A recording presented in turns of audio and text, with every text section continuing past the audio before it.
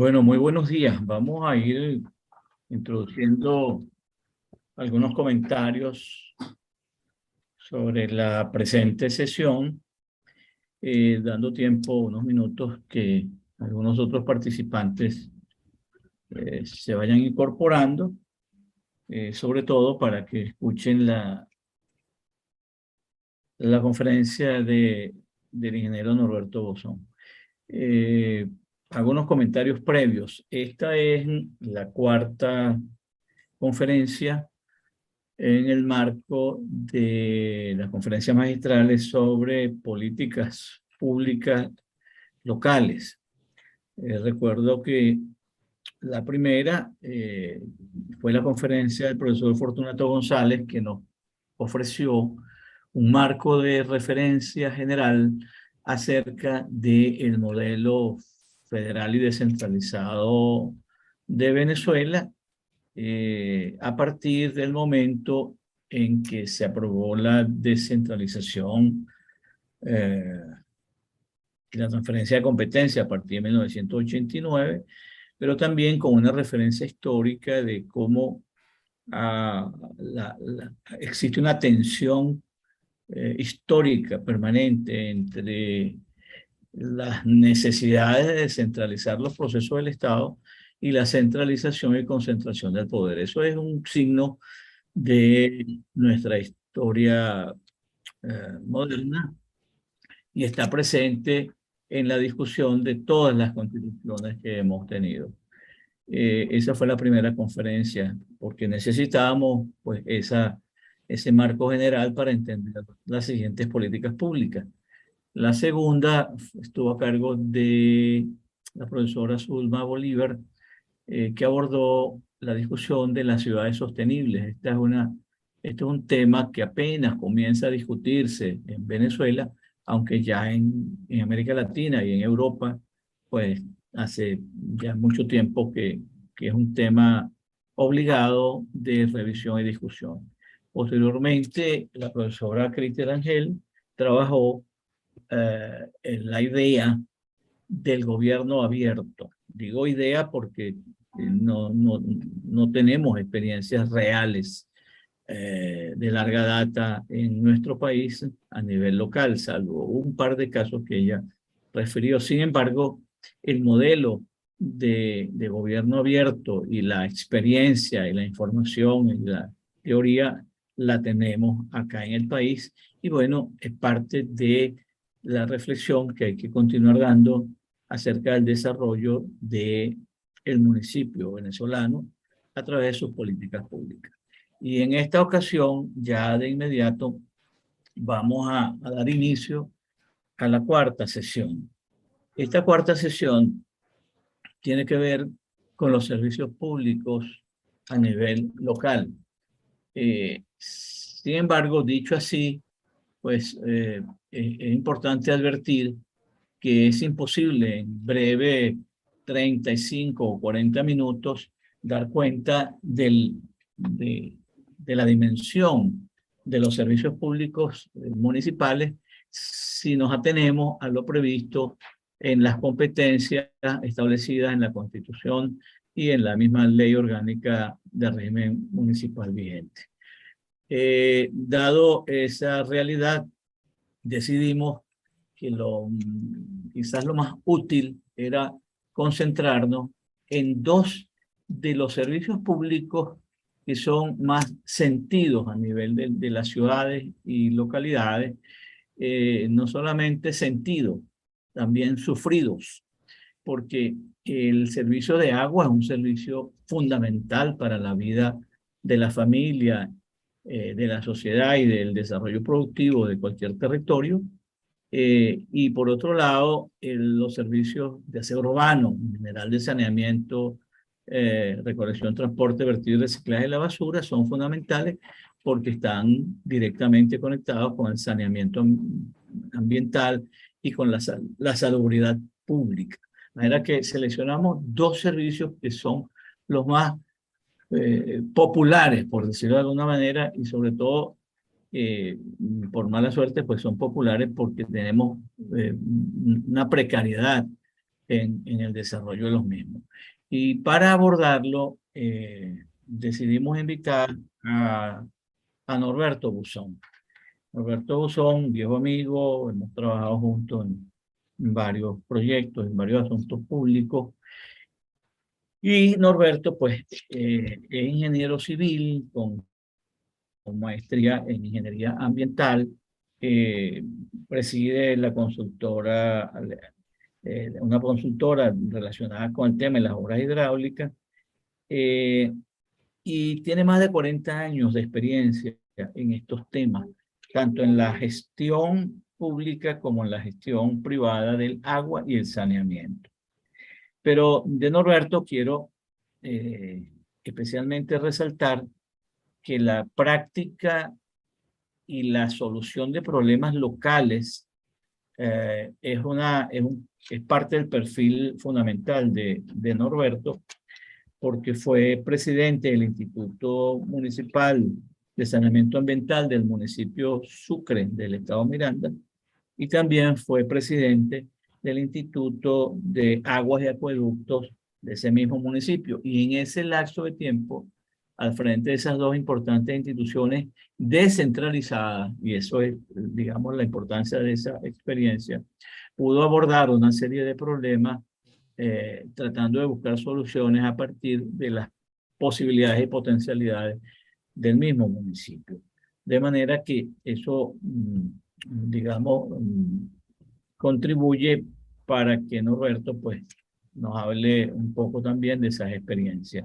Y pues, también hay que resaltar que Norberto fue vicepresidente de la hidrológica Hidrocapital entre 1993 y 1999, que coincide plenamente con el periodo de la descentralización venezolana y el intento de descentralizar el servicio de agua en Venezuela con la creación de las hidrológicas, la supresión del Instituto Nacional de Obras Sanitarias, INO, que era el organismo nacional creado en los años 40, y fue un lapso en el cual hubo un intenso trabajo para procurar soluciones que mejorara el servicio de agua y saneamiento en todo el país. Pues en este caso Norberto fue vicepresidente de Hidrocapital y le tocó una dura tarea, pero fue una rica experiencia en este sentido. De manera que Norberto pues tiene la teoría, pero también tiene muchísima práctica en esta materia.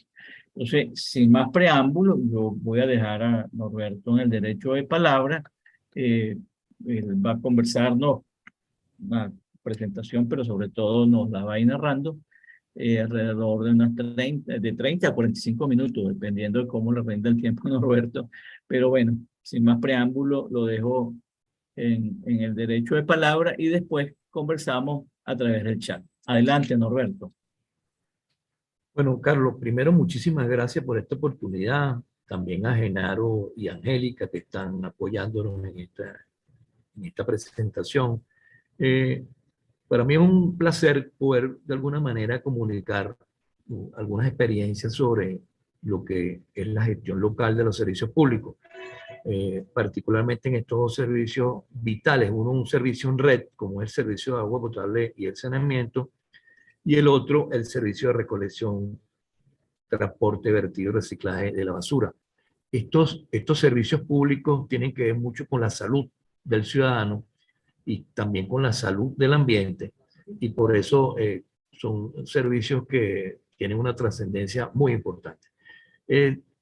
Esos procesos que hemos, digamos, de alguna manera apuntalado durante muchos años tratando de que la descentralización llegue a los términos que nosotros, digamos, aspiraríamos, no han pasado ese proceso con éxito.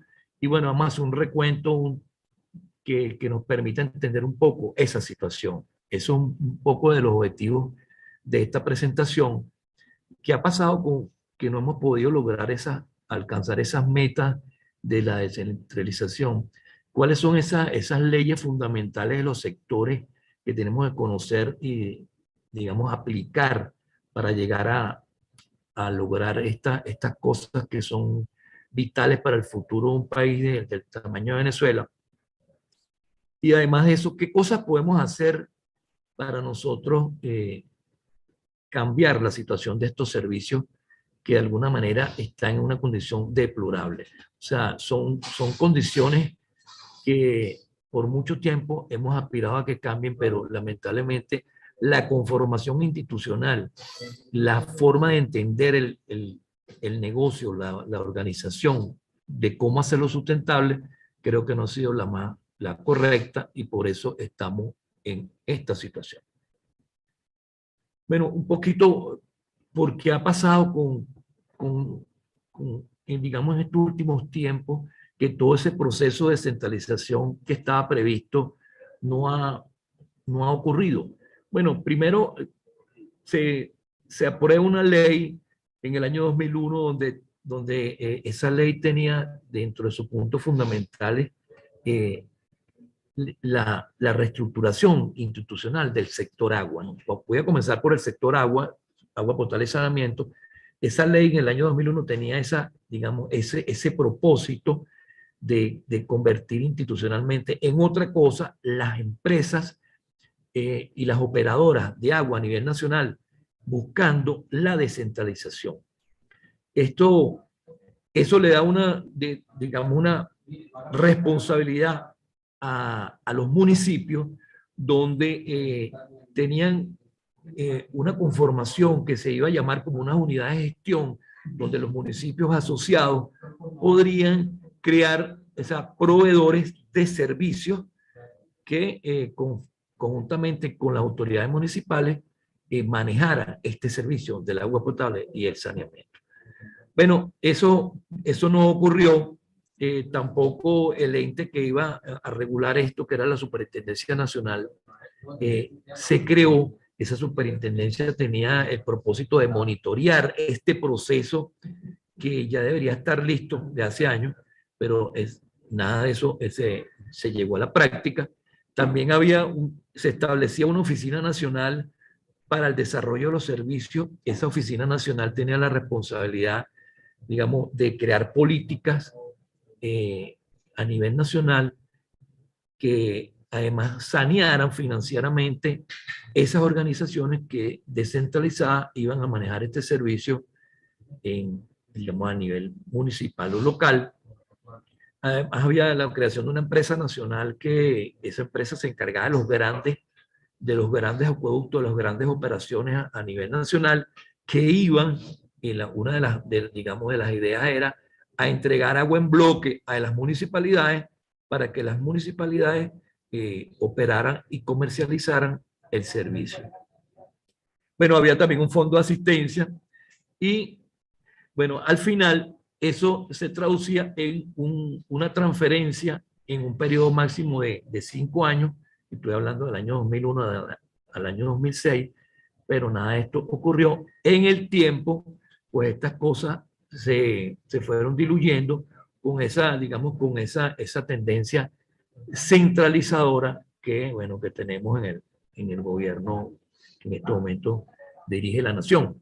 Entonces, ese proceso de centralización no ha progresado. Lamentablemente, esas instituciones no se han creado. El Ministerio del Ambiente sigue conjuntamente con Hidroven, que es la casa, vamos a decir que matriz que debería monitorear toda la condición de los acueductos, más las empresas operadoras, ¿no? Entonces, digamos, ese proceso de la ley aprobada en el año 2001 no continúa y las municipalidades quedan prácticamente fuera de todas digamos, esas ideas que teníamos descentralizadoras, porque en estos momentos se sigue manejando a través de la misma estructura que se tenía en el año 99, los acueductos a nivel nacional. Además, bueno, digamos, todos los planes de desarrollo también se centralizaron. Entonces, hago un paneo de esto para entender qué ha pasado en estos últimos 20 años, ese proceso de descentralización que era vital porque tú colocabas cerca al ciudadano, el responsable de manejar los servicios. Además, ibas en una estructura que buscaba la sustentabilidad y eso no se ha logrado y hay una consecuencia que la está viviendo el ciudadano, es que el servicio es un servicio que cada día decae más, ¿no? Bueno, también un paneíto para entender cuáles son esas leyes que, que son el marco de esta área fundamental de la salud y la operatividad de un país, como son los acueductos. Hay una ley orgánica del ambiente, que es una ley marco en esta materia. Por supuesto, está debajo de la Carta Magna. En la Carta Magna del año 99, por cierto, hay una, digamos, obsesión, vamos a decir así, con este tema, sobre todo en el aspecto de la calidad, donde se toma como un punto clave para el desarrollo nacional que tanto la calidad del agua que se entrega a la ciudadanía, a la población, como en la protección al ambiente y su libre contaminación son puntos fundamentales dentro de la Carta Magna. No hago comentarios al respecto, creo que no hace falta. Después después se creó en el año 2007 la Ley de Aguas. La Ley de Aguas es una ley que está, digamos, aguas arriba de los acueductos, de las operaciones, y está centrada en el, digamos, el cuidado, planificación y manejo de las cuencas, de las fuentes de agua, y cómo sería su protección, digamos, y su planificación en el tiempo. Bueno, está la Ley Orgánica para la Ordenación del Territorio, que es algo que, digamos, transversalmente tiene que ver con esto. La Ley Penal del Ambiente, que la Ley Penal del Ambiente en estos momentos es letra muerta. Esta ley prohíbe de cualquier forma de descargar las aguas servidas a los cuerpos de agua sin tratamiento, cosa que en estos momentos lamentablemente no sucede. Tenemos muchos ejemplos a nivel nacional donde este impacto ha sido algo demoledor, como el lago de Valencia o el embalse de Camatagua, el embalse de la Mariposa, muchos ejemplos a nivel nacional.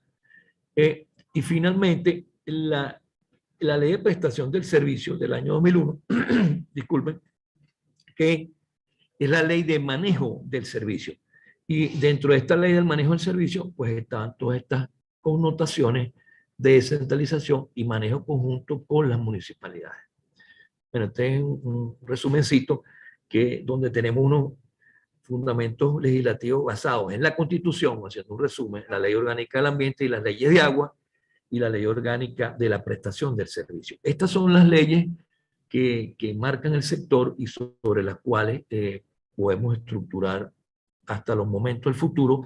Hay una nueva ley de aguas que está en estos momentos estudiándose en la Asamblea y bueno, tengo que decirle que pues, no me gusta para nada la nueva ley.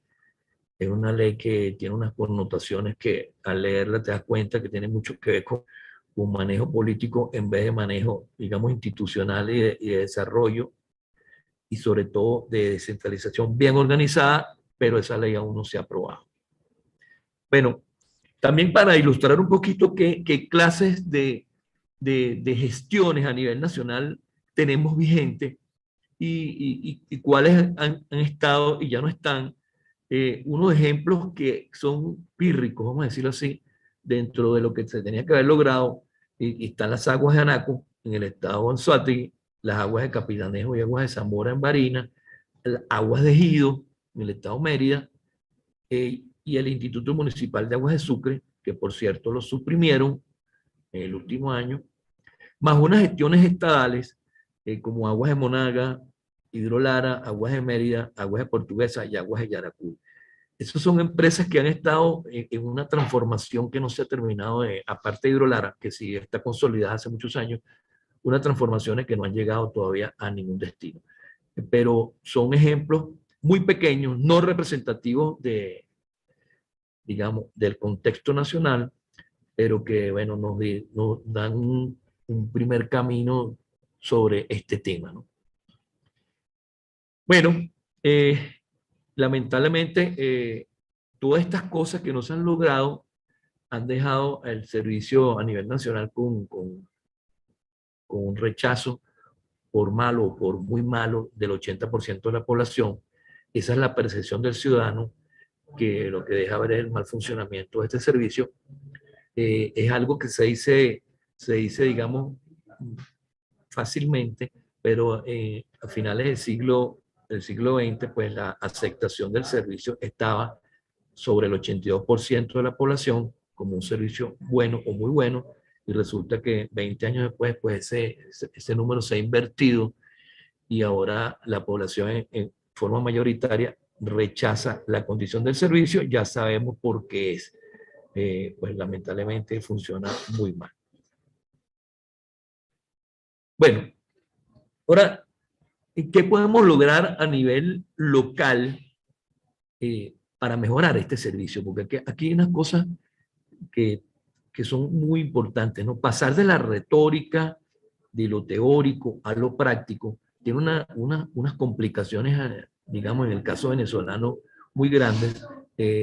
Tienes un matrimonio vamos a decir así, con unas organizaciones que planifican, dirigen y operan a nivel nacional. Tienes que, de alguna manera, casar con ellos en muchos casos donde el servicio prácticamente, las fuentes son parte digamos, de los acueductos regionales o nacionales. Entonces, esto trae unas complicaciones a nivel local. Vamos a ver qué cosas podemos lograr, pero quería entrar con digamos, con esa disertación, porque es importante entender que no todos los municipios tienen las condiciones para transformarse en unos operadores de los sistemas de acueducto.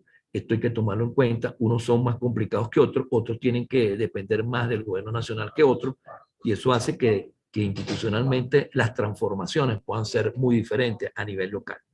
Entonces, una de las primeras cosas a nivel local que tenemos que hacer es organizarnos institucionalmente dentro de esas municipalidades o dentro de esas fuerzas locales que se puedan desarrollar para manejar el problema, para manejar ese reto. Aquí no hay milagros, no es que porque tú le cambies de camiseta, por decir un ejemplo, de Hidrocapital a un municipio, la cosa va a cambiar, ¿no? Esto va a tener que ver mucho más con la formación del personal que va a dirigir estas organizaciones a nivel local. Y esa parte de esa conformación institucional, tengo un caso que siempre saco a la luz pública, que es el caso de Sucre, cuando el alcalde Enrique Mendoza entendió que para transformar este problema y cambiarlo de fondo, había que lograr una institución, había que formar algo dentro de la municipalidad que no existía y conformarlo por gente que fuera capaz de desarrollar ese nuevo proyecto. Y por eso se crea el Instituto Municipal de Aguas de Sucre. Esto es un ejemplo de, digamos, a nivel nacional, de cómo enfrentar una situación a nivel local, ¿no? Con una transformación institucional que puede tener, digamos, diferentes niveles. Diferentes niveles porque hay municipios donde a lo mejor con una dirección pues sería suficiente. En otros, con unas instituciones, y en otros, con unas complicaciones que van más allá, hasta de formación de mancomunidades, cosas que son políticamente bien complejas.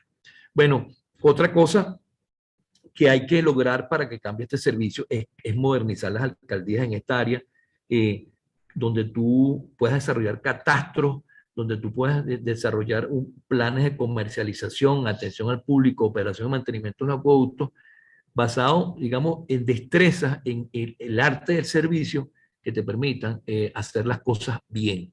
Saber a quiénes vas a atender, cómo los vas a atender, desde el punto de vista comercial, cuáles son sus fortalezas, cuáles son sus usos, de manera que tú los puedas clasificar como clientes especiales o no, y cómo atenderlos. Aquí una cosa fundamental es que el público tiene que tener una atención muy cercana de las alcaldías. Eso es uno de los secretos, las diferencias entre un gobierno descentralizado y otro que no lo sea.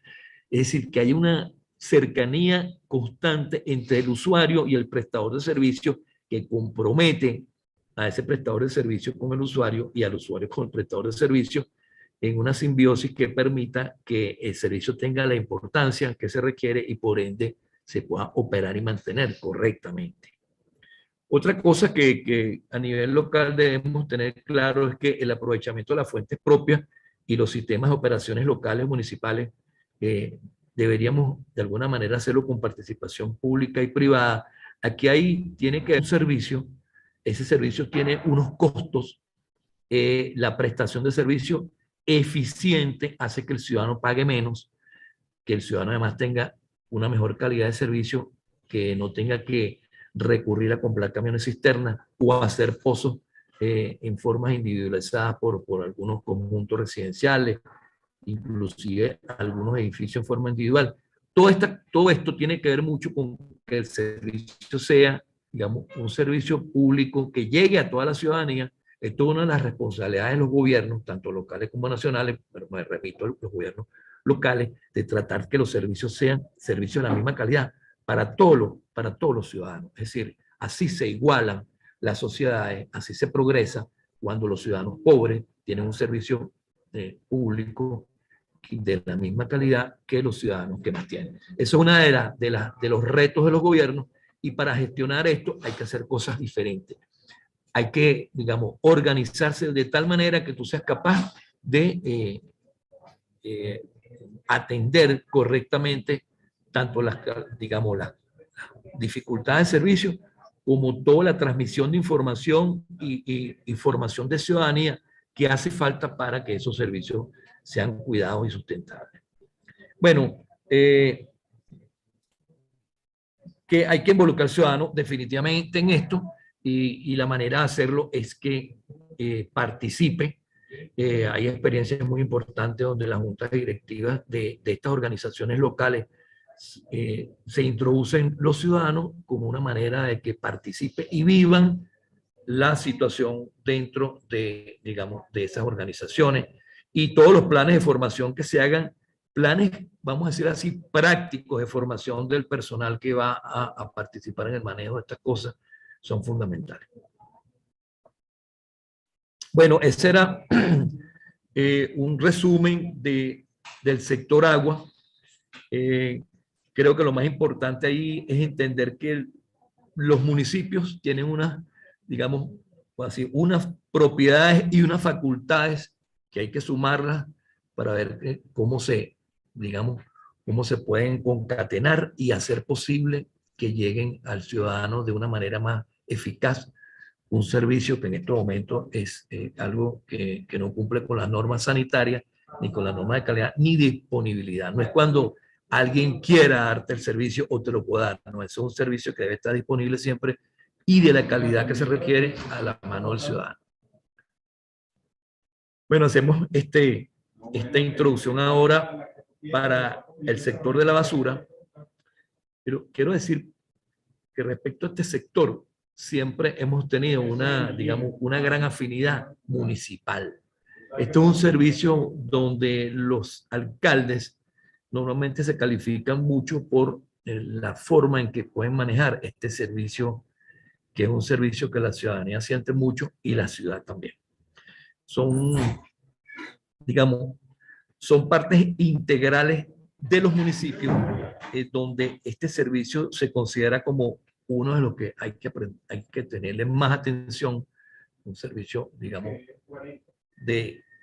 digamos, de nivel municipal muy sentido. Bueno,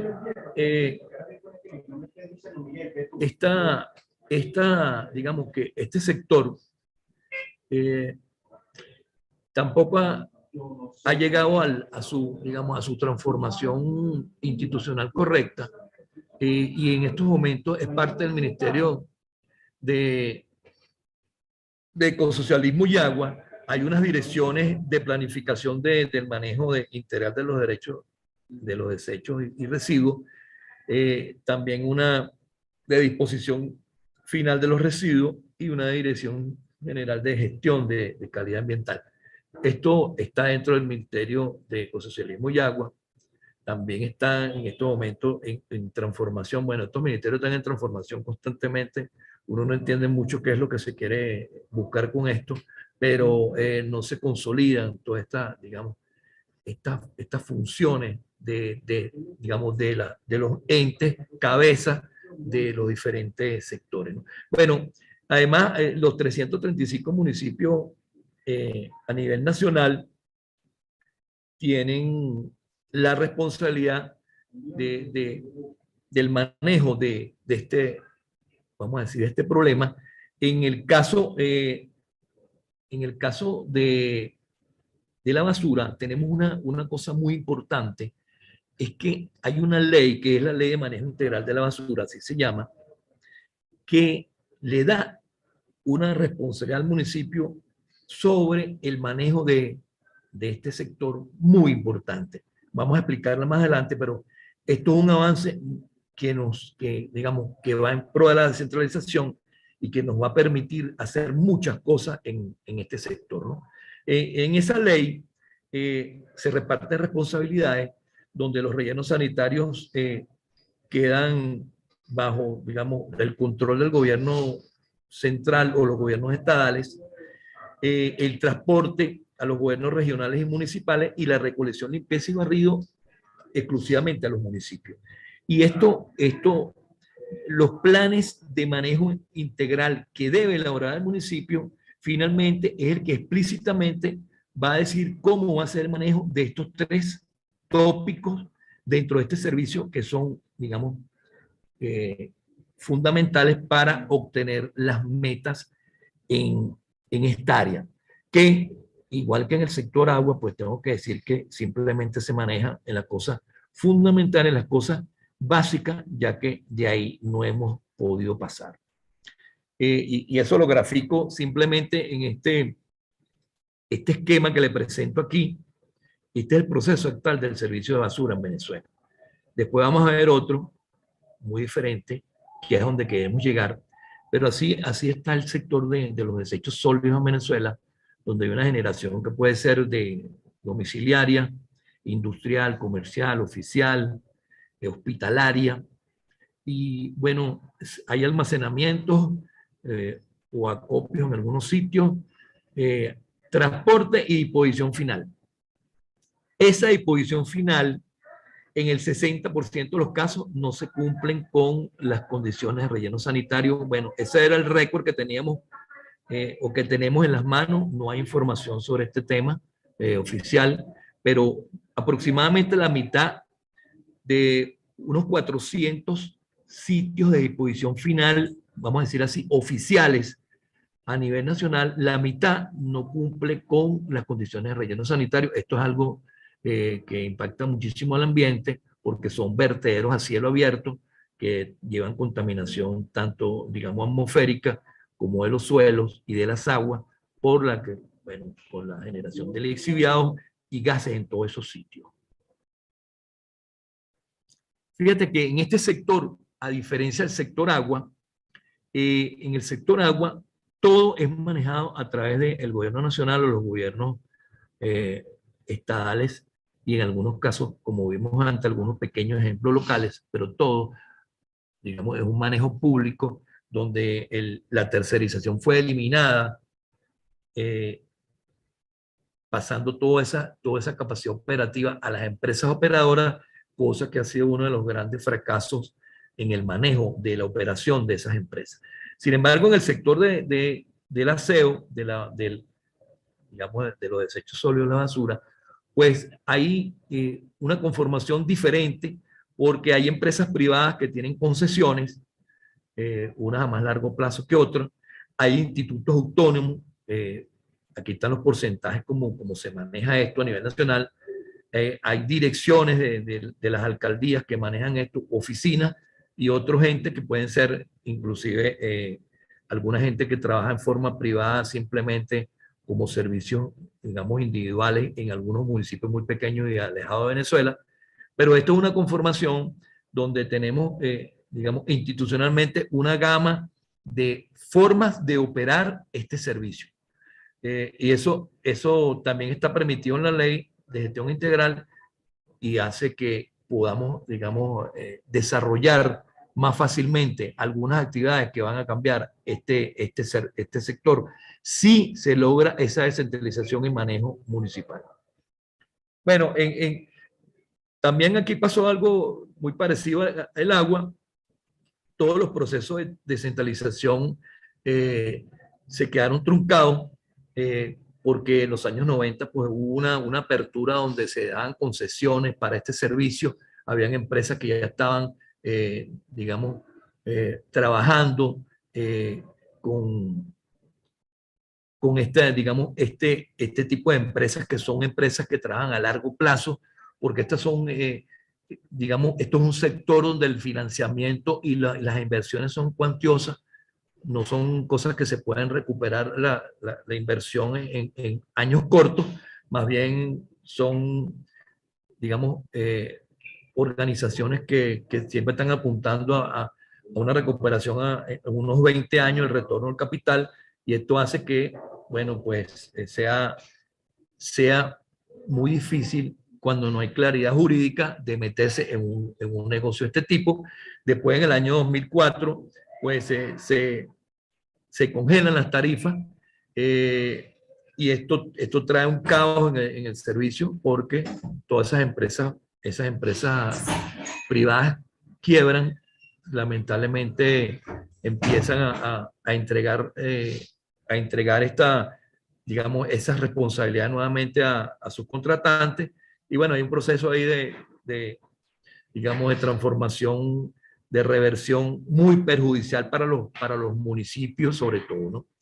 Entonces, bueno, todas estas cosas, vamos a decir así, que han atrasado la transformación del servicio, tienen ahora una posibilidad muy, pero vamos a decir así, muy buena, es en la ley del manejo integral de la basura. Porque esta ley, aquí hay algo que es fundamental, que las tarifas tienen que salir de la discusión municipal de los consejos municipales, luego de que se aprueben los planes de manejo digamos, de este sector. Y eso permite que la municipalidad pueda tener equilibrio en el manejo de este servicio, que, bueno, que además es un servicio muy costoso, porque no es un servicio en red, depende mucho de las importaciones, del manejo de equipos, de camiones, de rolones, bueno, de maquinaria, los rellenos sanitarios. Entonces, toda esa inversión, pues gracias a esta nueva ley, puede estar dentro de un plan vamos a decir, sustentable, siempre y cuando esos planes que hagan las municipalidades sean aprobados por sus cámaras municipales y sean planes eficientes donde el ciudadano pueda costear este servicio. Una de las cosas que pasa es que este servicio es tan ineficiente que los ciudadanos han visto cómo sus costos son prácticamente impagables. Bueno, aquí pasa igualito que en el sector agua. Todo este proceso de implantación ha sido fallido. La reglamentación de la ley, los planes de adecuación de los vertederos, todo ese inventario nacional para tener diagnósticos a nivel nacional, pues tampoco.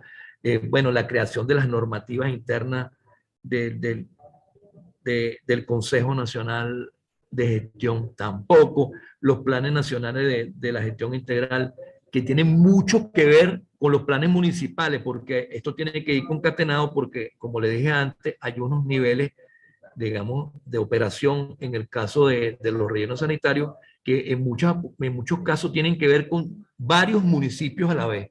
Y esto es muy importante, que toda esa normativa técnica permita manejar esto correctamente. Y bueno, digamos que esto fue un proceso fallido de la ley que la podemos desarrollar a nivel local bastante bien.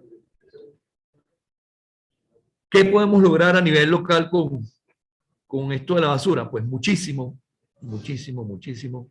En mi pasantía por allí, por el Instituto Ambiental de Sucre, logramos de esas 1.000 toneladas diarias que había que recolectar y llevar hasta los rellenos sanitarios, llegamos a hacer un plan de reciclaje que llegó a tener el manejo de 30 toneladas diarias, que no es nada, de 1.000 toneladas, 30 toneladas, pero era un proceso a largo plazo en una asociación con los recolectores y los recicladores, que apoyado por la municipalidad llegó a tener un centro de reciclaje municipal, y ese centro de reciclaje municipal, la primera digamos, el primer logro que tuvimos allí en ese centro de reciclaje municipal fue que el plástico que se generaba allí en Sucre, lo convertíamos en bolsas de diferentes tamaños, todas para digamos, el uso de la municipalidad. La cantidad de bolsas que se compraban para el municipio ya salían de ese plan de reciclaje municipal. Este es un ejemplo de algo que se logró en un periodo de 2 años, donde tuvimos mucho, digamos, de encuentros con esa gente a nivel local que hacía las cosas por su lado, y con el apoyo de la alcaldía, pues llegó a otros niveles. Bueno, entonces, ¿qué podemos lograr a nivel local con esto de la basura?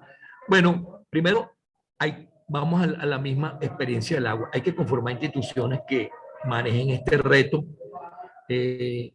para poder entenderlo, diagnosticarlo y lograr que lleguemos digamos, a un manejo adecuado de este sector. Eso pasa por modernizar las alcaldías, lo mismo, hay que tener catastros, planes de comercialización, atención al público, operación, todas estas cosas que llegan al final a que tú puedas tener unos programas de reciclaje importantes, ¿no? Aquí en la basura, al revés de los otros servicios, lo más importante es que se genere menos residuos. La meta es, en vez de generar más, es generar menos. Y eso que se genere, que se separe en el origen y se pueda pueda ser parte de un plan de reciclaje y, digamos, de reuso de materiales tan importantes como lo que tenemos dentro de digamos, de este elemento que se considera como reciclable en un porcentaje muy alto. Bueno, esto hay que utilizar adecuadamente la ley, ya lo hablamos muchísimo, hay que convertir la basura en una fortaleza. Aquí las ideas son muy, digamos, muy incipientes. Los recicladores trabajan por su lado y ese es el gran fracaso, porque tú tienes que ser el facilitador para que estos señores que son recicladores privados, asociados con las municipalidades en digamos, una asociación de ganar-ganar, puedan ser efectivamente vendedores a los compradores industriales a nivel nacional.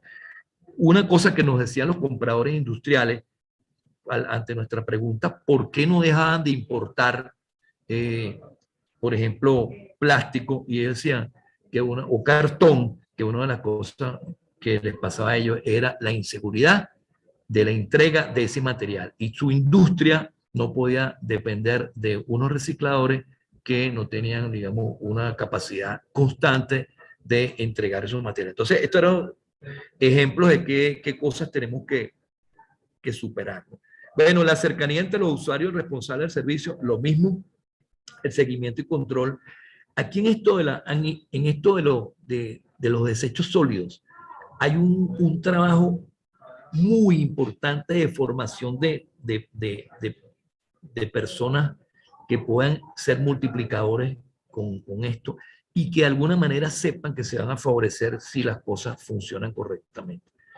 Bueno, todo eso es para convertir aquel cuadro que vimos antes en este cuadro, en un cuadro donde uno pueda minimizar lo que se genera, lo pueda identificar, lo pueda caracterizar. Eso ya es un proceso donde tú vas a separar cosas que se pueden reusar o reciclar o de alguna manera convertir nuevamente en un elemento de utilidad para la sociedad. Todo eso, digamos, separando las cosas como se tienen que separar, reusándolas como se pueden reusar y reciclar, almacenándolas correctamente, transportando, tratamiento, disposición final, cualquier otra cosa. Esto, me voy a parar aquí en esto del tratamiento. Nosotros tenemos un atraso gigantesco en esta tecnología de tratamiento y separación, porque plantas muy sencillas que se consiguen en cualquier parte del mundo, sobre todo en los países europeos donde la basura no son desechos, sino totalmente reutilizables, donde podemos regenerar, digamos, y hacer de este servicio algo que genere mucha utilidad.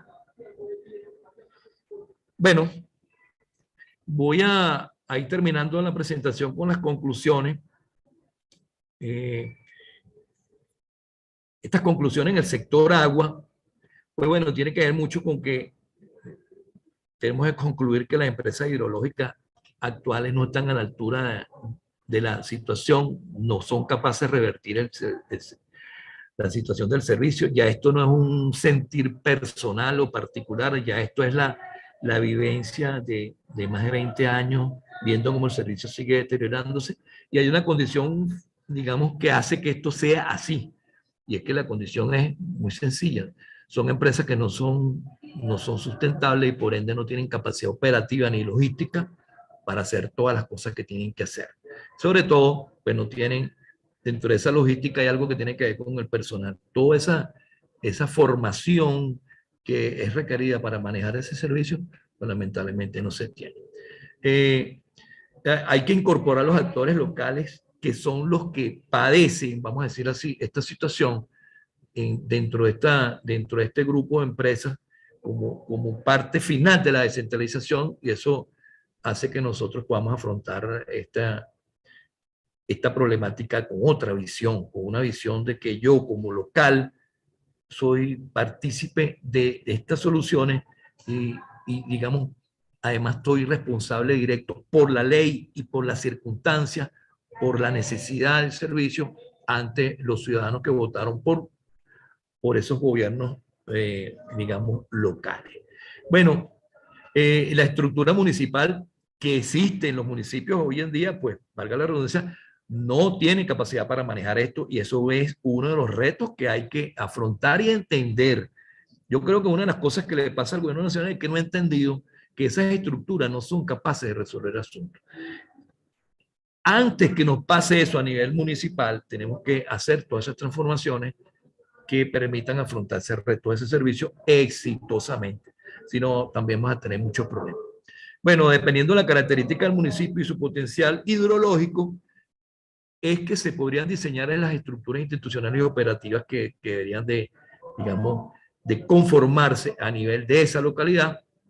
Bueno, y hay algo fundamental, que dentro de los municipios hay una gran riqueza con todo ese capital privado que de alguna manera se vale de todas esas fortalezas municipales para transformar, digamos, los sectores, las regiones, y yo creo que eso es parte de lo que puede permitir la transformación del servicio de agua potable y saneamiento, que no solamente está afectando al ciudadano, que sino también está afectando al ambiente, y hay ejemplos muy, vamos a decir así, muy sentidos a nivel nacional, como el embalse de Camatagua, que por malas decisiones pues han tenido un impacto gigantesco. Pasó de ser una de las rutas del Pavón a nivel nacional a ser un embalse eutrificado donde prácticamente no hay vida. En el caso de la basura, pues, bueno, sabemos que estas organizaciones no son sustentables a nivel nacional. El servicio se ha mantenido, como vimos antes en ese gráfico, en la condición de, vamos a decir, precaria, donde hago las cosas mínimas necesarias para que el servicio funcione. De ahí no paso, no he podido pasar de ahí, y eso tiene que ver mucho con que el sector es un sector atrasado, donde no tenemos condiciones para lograr dar un salto cualitativo en todas estas cosas. Tenemos una herramienta muy importante que es la Ley de Gestión Integral, que nos va a permitir cambiar esto. Además, dentro de este manejo de la basura hay algo fundamental, que es que hay que georreferenciar el manejo de este servicio. Y eso tiene que ver mucho con que todas las unidades, porque eso es un problema tremendo, el control de las unidades de recolección y transporte de la basura. Eso es un problema muy grave, porque se tiende a hacer cosas que no están en los programas, a salirse, como quien dice, del carril, a hacer negociaciones privadas con algunos usuarios, y eso es algo que nos perjudica mucho.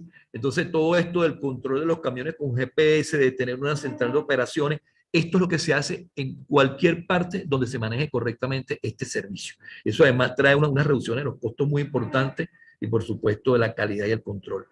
Por otro lado, los vertederos, bueno, tienen que ser sometidos a cambio profundo para convertirse en rellenos sanitarios. Esto es una cosa que estamos en deuda con el ambiente. Y bueno, y el punto final es que los programas de reciclaje en Venezuela no llegan ni al 2% digamos, de la cantidad del servicio que prestamos. Y estos recolectores simplemente son personas que en forma unilateral van a los rellenos sanitarios o algunos sitios donde se genera mucha basura y hacen esto ellos directamente. Eso tenemos que eliminarlo. Eso es una de las cosas que representa la pobreza crítica en un país, y eso tiene que convertirse en unos recolectores estructurados dentro de las organizaciones municipales que lo conviertan en, digamos, en trabajadores dignos. Esto solamente se logra con una simbiosis con las municipalidades. Bueno, voy a llegar hasta aquí con mi presentación para darle la palabra bueno, a quien continúe para hacer las aclaratorias pertinentes. Bien, bueno, muchas gracias, Norberto. Como han podido escuchar y observar en las láminas, se trata de dos servicios públicos locales de trascendencia para la vida diaria, para la cotidianidad, pero también es necesario asumir que se trata de dos servicios de gran complejidad, siendo servicios de complejidad, uno tipo red, que es el agua, y otro tipo de transporte y control de la emisión, como es el de la basura, pues ambos exigen soluciones tanto por la línea tecnológica, obvia, pero sobre todo y también por la línea institucional organizativa, que es menos obvia. Es decir, esta segunda línea de solución es en donde los que toman decisiones se detienen mucho menos o casi nada. Pero queda claro pues que estamos lidiando con dos servicios que son fundamentales para la vida y ambos de un nivel de complejidad muy alto, que en consecuencia exigen soluciones también complejas. Voy entonces de inmediato a comentar, a leer algunas intervenciones que han llegado por el chat. La mayoría de ellas, fíjense ustedes, relacionadas con el tema de las tarifas, de las tarifas de basura, que parece ser que es el tema que más ha concitado, digamos, interés por parte de los que han escrito, ¿no? Entonces leo, Norberto, y tú vas respondiendo en función de la síntesis que voy planteando. Leopoldo Guerrevere ha hecho dos planteamientos o dos intervenciones y dice: en Chacao se establecieron tarifas tomando como parámetro el metro cuadrado y no el volumen.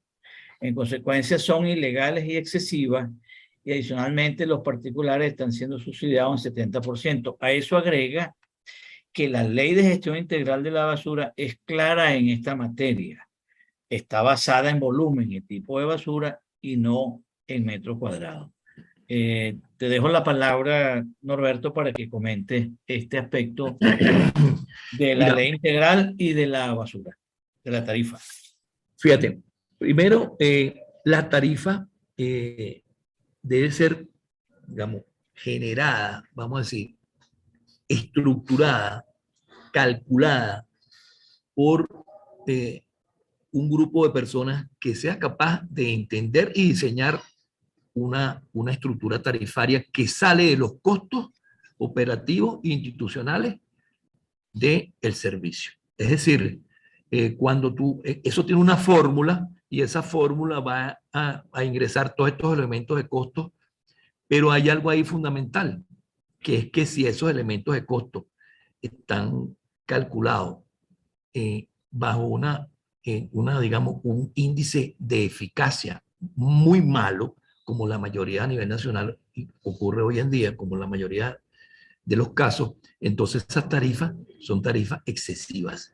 Ahí es donde está el secreto de esto, que tú puedas ser eficaz en el manejo de la situación para poder bajar los servicios. Fíjate que un ejemplo tremendo es que cuando tú vas a pagar el servicio de electricidad y basura, normalmente el 10% del costo es la electricidad, entre el 10 y el 20%, y el resto es servicio de recolección de desechos sólidos. Eso obedece, por un lado, a que los costos de electricidad están mal calculados, pero también a que los costos del servicio de recolección de basura fueron hechos en base a unos programas no eficaces. Fíjate lo que decía Leopoldo Guerrero. La ley obliga a los grandes generadores a separar en el origen, para comenzar. De manera que usted, al separar en el origen, pues usted ya me está ayudando y yo puedo, esa basura que tengo que llevar a la bonanza, y digo esto para que se entienda el ejemplo, no la tenga que llevar. O sea, por ejemplo, en Sucre, yo le decía a los recicladores que yo le pagaba la mitad de lo que ellos necesitaban para ser sustentables, y eso me ahorraba a mí la mitad del costo de llevar la basura a la bonanza. Entonces, estos planes de hacer eficiente el servicio van a fijar finalmente los costos. Fíjate que lo que decía Leopoldo, que cobran por metro cuadrado y no por volumen, en contra de la ley cobra por volumen y por peso. Y eso es lo más importante, de que tú modernices la flota que tú vas a tener, digamos, esta recolección. Simplemente son unos GPS y unos sensores de peso, y esos sensores de peso lo que hacen es que van sumando cada vez que ese equipo va parándose en diferentes sitios, y tú vas a tener cuál es el peso que ese generador está incorporando al servicio, y cobrarle de manera, vamos a decir así, eficaz.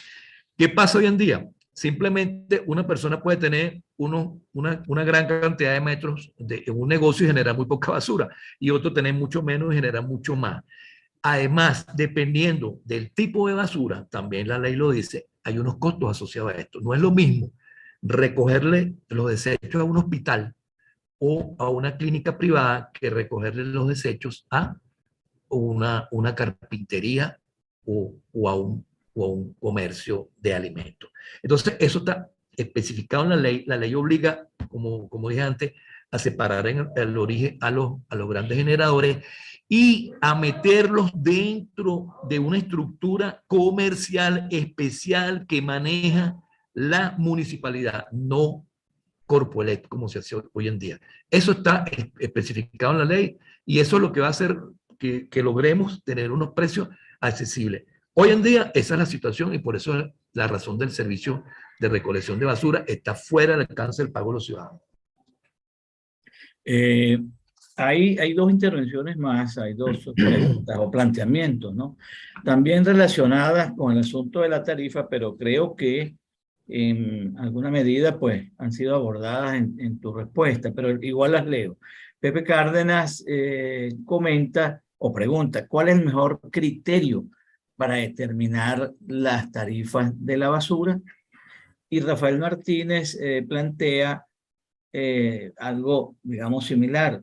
Si la tarifa debe ser determinada a partir, centrada en la recolección y su eficacia, o en el volumen.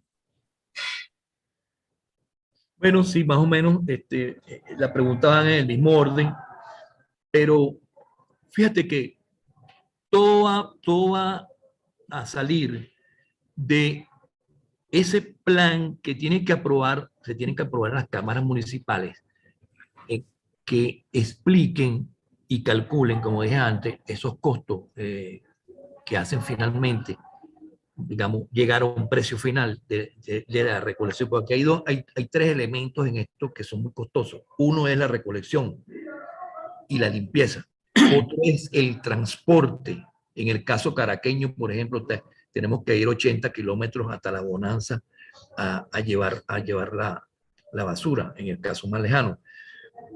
Y después está el costo del relleno sanitario, el funcionamiento del relleno sanitario. Estos tres elementos se suman, y si tú lo manejas muy ineficientemente, como tenemos el caso caraqueño, por ejemplo, pues te da unos costos gigantescos. Por ejemplo, los camiones que llevan la basura de Caracas a La Bonanza no son camiones preparados para transportar basura. Son camiones que deberían de llevar 25 toneladas y lo que llevan son 8 o 10 toneladas.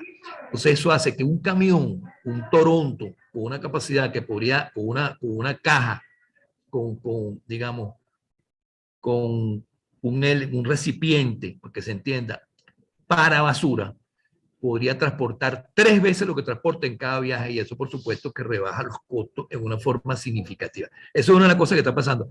¿Qué pasa además en el relleno sanitario? El relleno sanitario, donde se hizo un gran esfuerzo para controlar todas las unidades que llegan por peso, también digamos clasificadas previamente, pues esto ha sido una lucha constante porque hay alguien que siempre está en contra de estas cosas porque esto le da orden a ese servicio. Bueno, pero eso es una de las tareas que hay que, digamos, que emprender y desarrollar correctamente, que todo se pague por peso.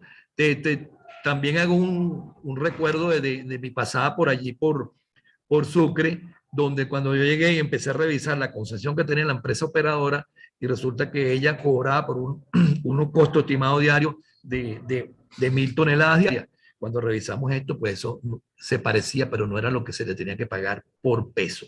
¿Y cómo se hizo esto? Bueno, colocando romanas de servicio en las entradas, aquí donde se recibían las compactadoras y después se comparaban con las que recibían allá en el relleno sanitario. Imagínate lo que puede significar en cambio de costo que un transporte, en vez de llevar 8 toneladas, ese mismo transporte lleve 22, 25 toneladas y que además tú le pagues por peso a esas empresas. Eso puede reducir los costos. Te digo, la experiencia es algo así como puede reducir los costos un 30, un 40%. También hay otro elemento fundamental que es que nosotros tenemos ahora algo que está pesando también en la tarifa, que es el combustible. Y hay que buscar modernizar esa flota para que esa flota sea mucho más eficiente desde el punto de manejo del gasto de combustible, que ahora sí hay que tomarlo en cuenta para esos costos finales. Y bueno, yo creo que aplicando la ley, si la ley se aplica correctamente, las municipalidades hacen el trabajo que deben hacer, definiendo y diseñando todos esos programas de manejo municipal, conjuntamente con los gobiernos estatales y nacionales, pues esta tarifa podría bajarse muchísimo. Yo creo que eso es una de las cosas que indica cómo está funcionando el servicio. Cuando tú puedas reciclar el 20% del material que tú tienes que llevar a un relleno sanitario final, tú vas a bajar aproximadamente un 20% los costos de esas tarifas. Entonces, además vas a generar una riqueza y una cantidad de empleo muy importante que hoy en día en Venezuela pues no existe. Ok. Bien, Norberto. Hay dos comentarios. Uno de parte de Eduardo Ríos, quien se plantea si efectivamente el gobierno, me imagino que se refiere al gobierno nacional, está involucrado, sinceramente es la palabra que usan, en las soluciones que tú has comentado. Y adicionalmente plantea quién se encarga del control de los pozos en las ciudades, que son pozos elaborados por, la, por particulares. Mira, si el gobierno, lo que dice Eduardo Ríos, si el gobierno nacional quisiera que estas cosas fluyeran, vamos a decirlo así, correctamente, pues todo ese proceso fallido que yo les presenté, pues de alguna manera estuviera en pleno desarrollo. Pues, lamentablemente, esto es un esfuerzo que hay que hacer y poco a poco creo que va entendiendo que el que está perjudicado aquí finalmente es el usuario. Cuando ves esos costos de la tarifa, te das cuenta de qué estamos hablando. Entonces, y aparte de eso, tiene un impacto ambiental que es algo tremendo, que nos va a cobrar a largo plazo. La gente muchas veces no se da cuenta de esto, pero esto es una de las situaciones en los países subdesarrollados, que no se dan cuenta del impacto que tiene sobre el ambiente el mal manejo de estos dos servicios. Eso es algo fundamental. Con respecto a los pozos, fíjate que eso es otra parte del desorden que en este país reina en estos momentos. La gente se ha dedicado a hacer pozos, yo diría la mayoría sin permisos, conjuntos residenciales, organizaciones, digamos, de, comunales, todo aquel que no ve ninguna forma diferente de recibir el servicio y comienza a vivir una calamidad con esto, pues busca cualquier manera de manejar esta situación de los pozos. Los pozos deberían estar permisados por el Ministerio de Sanidad y por el Ministerio del Ambiente y por las alcaldías, de manera que cuando tú vayas a desarrollar un pozo, eso tenga un sustento para saber cuál es su impacto ambiental, de manera de saber dentro del contexto regional y local qué significa un nuevo pozo, porque los acuíferos tienen una forma de manejo que tiene que ver mucho con que tú no lo puedes sobreexplotar, de que los acuíferos no son unas napas gigantescas infinitas, sino que en el caso, por ejemplo, caraqueño y en algunas ciudades montañosas, son bolsas que están debajo del suelo que te permiten unas extracciones máximas. Todo ese manejo, antes, vamos a decirlo así, tenía un récord histórico muy importante de los pozos que existían en las diferentes regiones. Por ejemplo, en el caso de Caracas llegaron a existir 500 pozos y esos pozos eran el récord, su operación, sus niveles, sus calidades de agua, sus cantidades de agua, eran el récord que sustentaban los planes de explotación de los pozos en la ciudad. Bueno, cuando tú no tienes eso y prácticamente las municipalidades han hecho planes que son unilaterales en algunos casos, porque bueno, el gobierno regional no ha respondido a esos planes conjuntos. En otros casos, las municipalidades han hecho sus planes y esos planes fueron fundamentados en estudios, digamos, municipales que permiten combinar los sitios donde hay problemas de servicio con los sitios donde hay posibilidades de tener agua. Cuando tú tienes esa combinación y esa combinación la manejas bien, pues tú resuelves muchos problemas. Los pozos no son para sustituir los acueductos, digamos, regionales. Un ejemplo para los caraqueños, el acueducto de Caracas no lo vas a sustituir con pozos, pero si vas a lograr que en esos puntos neurálgicos de la ciudad tú puedas, si lo manejas en forma correcta, solventar cosas puntuales y sobre todo cosas, vamos a decir, muy impactantes para el ciudadano, como son los hospitales o centros de salud que sin agua pues son una calamidad. Entonces, bueno, esa es la historia de los pozos, ha sido una salida de emergencia del ciudadano que en muchos casos no cumple con las normativas legales que se requieren para esto. Continúo, Norberto. Hay dos intervenciones referidas al tema de la educación. Milagros García plantea acerca de los planes de educación para los usuarios. Me imagino que el plan de educación tiene que ver no tanto con reciclaje como con el control de generación de basura. Es decir, la educación al usuario, tanto comercios como particulares, en esta materia. Y luego se habla acerca de si la parte educativa en el reciclaje está incorporada en los costos de las concesiones o qué relación tiene que ver esa actividad con las concesiones. Sí, mira, en la mayoría de esas concesiones con las empresas privadas que están trabajando en los municipios, está incluido, vamos a decir, un aporte a lo que es el reciclaje. Pero eso va más allá de lo que la empresa privada puede hacer como una de sus tareas, vamos a decir, colaterales. Eso tiene que ver mucho con que el propio municipio pueda desarrollar planes que cambien la situación. Fíjate, en el caso de la nueva ley, los generadores importantes de desechos sólidos son los primeros recicladores del municipio, porque ellos tienen que separar en el origen y eso ya debería ser una asociación, digamos, punto inicial de una asociación de esos generadores con recicladores, de manera que tengamos los más importantes que generan dentro de un municipio, estar, vamos a decir así, comercialmente y catastralmente bien definidos, y que esos planes de reciclaje comiencen por allí. O sea, si tú manejas esos grandes generadores, probablemente vas a tener un impacto del 10, el 15% de posibilidades de reciclaje dentro del municipio, porque ellos están obligados por la ley a separar en el origen. ¿Separar qué? Cartón, plástico, orgánico, vidrios, etcétera, todo lo que genera. Entonces, esto puede ser, si es bien llevado por una municipalidad, con el aporte operativo de la empresa operadora a otros niveles. Por eso, esto es una cuestión, en el caso venezolano, infinita, podemos decir así, de lo que se puede lograr con la basura. Pero eso no va a ser gratis. Los países que mejor manejan la basura han estado en procesos de 30 o 40 años, tanto en procesos de formación de la gente, como en procesos donde las tarifas premian o castigan dependiendo del manejo de esos residuos sólidos. Y ahí creo que está el secreto.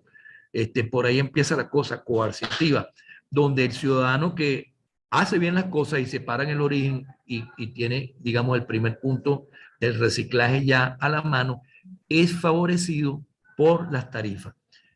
¿Por qué lo vas a favorecer con las tarifas? Porque él te va a permitir que tú pagues menos por el servicio. Y al final eso significa tarifa también. Hay otra pregunta, Norberto, que tiene que ver con la, la disponibilidad de datos actualizados sobre generación de basura en el área metropolitana por persona y día. Esto lo pregunta Isabel Novo. Ajá, Isabel. Un saludo. Mira, fíjate tú, en el caso de la Gran Caracas, eso está como 1.2 kilos por persona por día en promedio. Se generaban como unas 2.600, 2.800 toneladas diarias dentro de Caracas, digamos, y esas casi 3.000 toneladas diarias tenían que ser llevadas íntegramente, vamos a decirlo así, quizá un 1%, ¿no? Íntegramente hasta el relleno sanitario de la Bonanza. Y ahí es donde está el tema importante. En una ciudad como Caracas, donde los servicios públicos son muy caros, el servicio de agua tiene un componente eléctrico muy alto, donde requiere 450 megavatios de energía para darle agua a la ciudad. Y eso significa que si tú trabajas correctamente el agua, vas a tener un ahorro energético y de costos muy importante. Igual pasa con el servicio de recolección de desechos sólidos, donde tú tienes que ir cargado hasta un sitio muy lejano como es la Bonanza, y esos costos los tiene que pagar el ciudadano de alguna manera. Entonces, cuando tú generas casi 3.000 toneladas diarias de basura, eso son más o menos unas 300 compactadoras diarias que tienen que estar trabajando en toda la ciudad. Esos son viajes en los sitios, digamos, más complicados de la ciudad. Por cierto, en estos días hubo un accidente en la zona de Petare, donde fallecieron varios trabajadores del aseo porque andaban en un equipo que no era el equipo adecuado para andar en esa zona. En esa zona hay que trabajar con lo que se llama minimatics, que son equipos pequeños que pueden entrar en esas calles pequeñas y en esas calles empinadas. Eso lamentablemente ocurre porque esos no son los equipos apropiados para estas cosas y se generan peligros asociados a las labores de esa gente que, bueno, cobraron ese caso de vida. Todo esto, fíjate, todo esto son costos que tienes que tú tratar de optimizar de la mejor manera. El caso de los sectores populares, muchas zonas se tienen que apoyar en acopios en esquinas, con rolones, con, digamos, zonas donde la gente se va acostumbrando a botar la basura. Y eso también es un proceso, te digo, bien importante para que se maneje mejor la basura.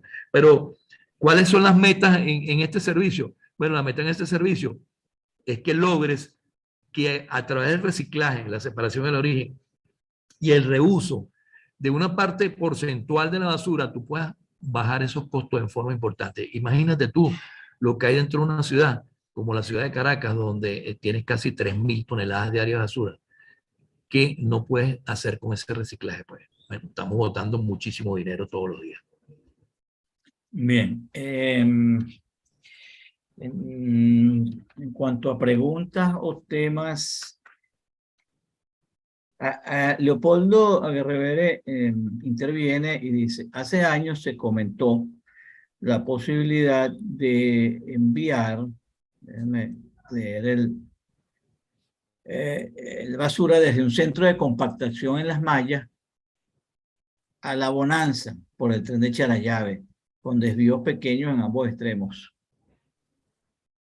¿Qué opinas, Norberto?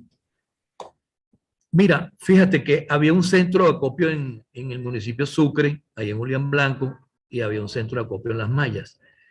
Esos centros de acopio, digamos, tienen una utilidad, tienen un objetivo. ¿Cuál es el objetivo? Que las mismas compactadoras que hacen la recolección no sean las que vayan hasta la bonanza, porque eso es un proceso muy destructivo de ese tipo de unidades. Entonces, y además tienes que tener muchas unidades disponibles, porque si las compactadoras van, en el caso caraqueño, para ilustrarnos, pueden dar un solo viaje al día prácticamente si son las compactadoras. Entonces, eso significa que te necesitas más de 300 compactadoras eh, trabajando en forma simultánea, en tándem, en toda la ciudad, para que esto sea, digamos, para que puedan recolectar y transportar hasta la bonanza los residuos sólidos. Eso es una cosa casi imposible. Por eso esos centros de acopio lo que hacen es que las compactadoras descarguen en esos sitios. Allí hay unos cargadores, unos equipos que llenan unas unidades, como unos containers, donde se presuriza la basura y entonces ese transporte es eficiente, vamos a decir así, eficaz. Se transporta hasta la bonanza con equipos que llevan 25, 30 toneladas, un solo camión, es decir, 3 compactadoras van en un solo viaje de eso, y entonces las compactadoras se pueden dedicar a recolectar, a hacer 2 o 3 viajes al día, y tú en vez de tener 300, quizás con 150, pues tú vas a tener cubierta la ciudad.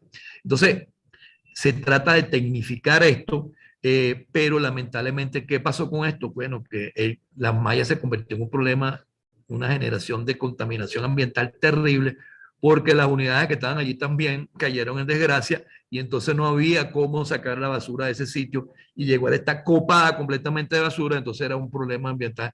Y vamos a decirlo así, cuando la basura empieza vamos a coloquialmente decir, podrirse, entonces esta generación de lixiviados, de malos olores, de rapiñas y de todo tipo de insectos que se generan allí, convierten esos centros en un problema muy, pero muy agudo. Entonces, bueno, eso, digamos, eso es un paneo de una explicación a Leopoldo de qué es lo que ha pasado con eso. Bueno, gracias, Norberto. Hay un comentario que fue inicial, no es pregunta, simplemente acerca de cómo obtener las láminas. Yo les informo a todos que esta conferencia está siendo grabada y muy rápidamente va a estar disponible, mañana mismo es posible, en el canal de YouTube. Que les llegó junto con el link de entrada Zoom a esta conferencia. Entonces, por allí ustedes pueden no solamente obtener las láminas, sino también escuchar de nuevo la conferencia, difundirla, referirla a sus amigos, compañeros, etcétera, ¿no? Entonces, allí está la presentación. Yo quiero hacer, antes de cerrar y darle las gracias, por supuesto, a Norberto, hacer 2 comentarios que me llamaron la atención. Uno, que la totalidad de las intervenciones estuvo referida al servicio de aseo urbano y no al del agua. Me llamó la atención. Es probable, quiero aventurar simplemente un criterio, es probable que el problema de la basura se vea más. Es decir, es evidente cuando no se recoge la basura, pues inmediatamente lo vemos.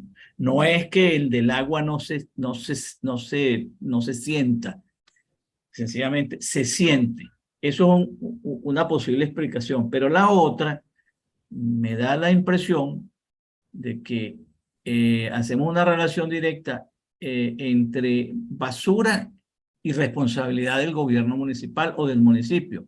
En cambio que con el agua es como muy distante la percepción de la relación que hay entre el servicio de agua, distribución y alcantarillado, etcétera, con la responsabilidad que tiene el gobierno local.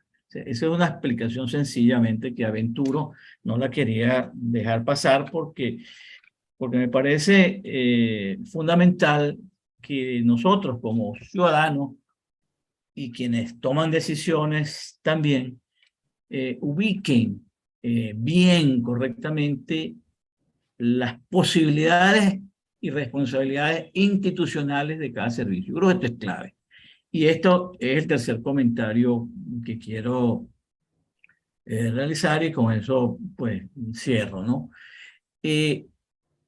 Ambos servicios tienen soluciones tecnológicas, sí, ciertamente.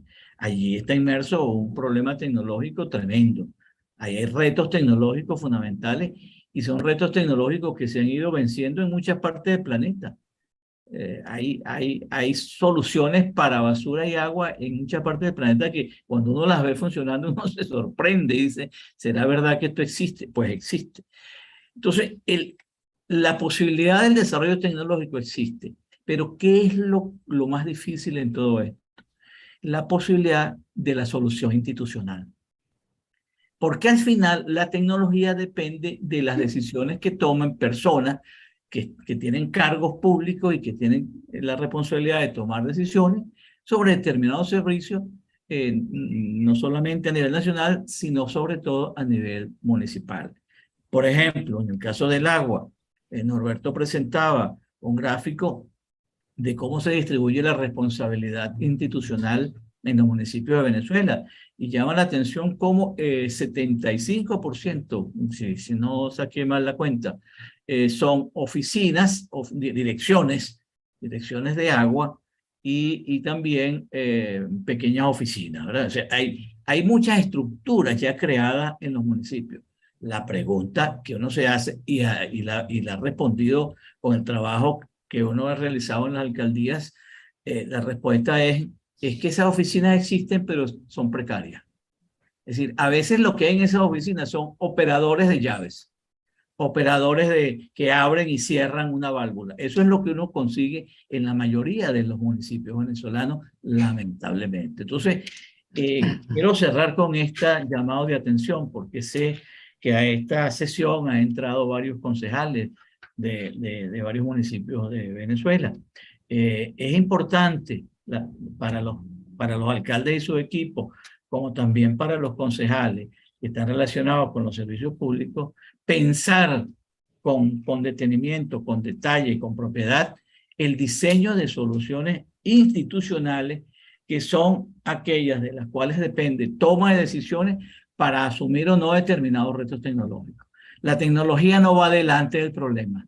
Lo que va delante del problema es cómo institucionalmente abordo el problema y le busco solución, con el concurso de la gente, con la participación de la gente, pero entendiendo la complejidad y la realidad del problema. Bueno, dicho esto, y me alargué un poco en ese comentario, pero creo que cuando se trata de servicios públicos vinculados al gobierno municipal y al municipio en general, es importante siempre recordar el peso que tiene el diseño institucional y la toma de decisiones de quienes son responsables de esos servicios públicos. Con esto cierro, y entonces no me queda más que agradecerle al amigo Norberto Buzón su tiempo, su educación para hacernos esta presentación.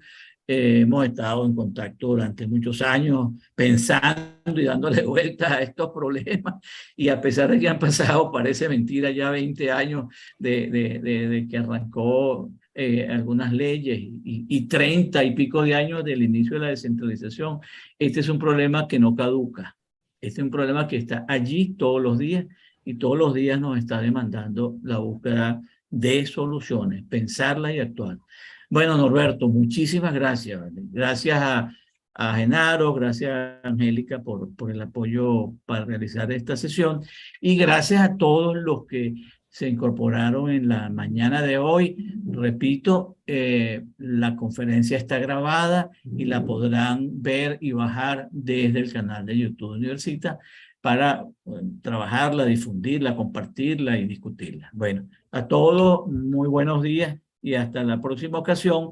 Dentro de 4 semanas tendremos la 5ª conferencia relacionada con la Hacienda Pública Estatal, específicamente orientada hacia el asunto de los tributos, y nuestra conferencista va a ser la doctora Tiziana Porecel, que es la actual presidenta de Conce Comercio.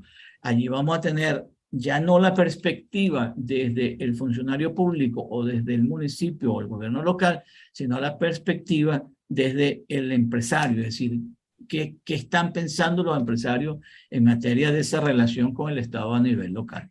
Bueno, con esto cierro con este anuncio. Le circulará la invitación para esa próxima conferencia, como ha sucedido con todas las anteriores. Bueno, gracias por su atención, gracias por su asistencia y que tengan todos muy buenos días. Muchas gracias.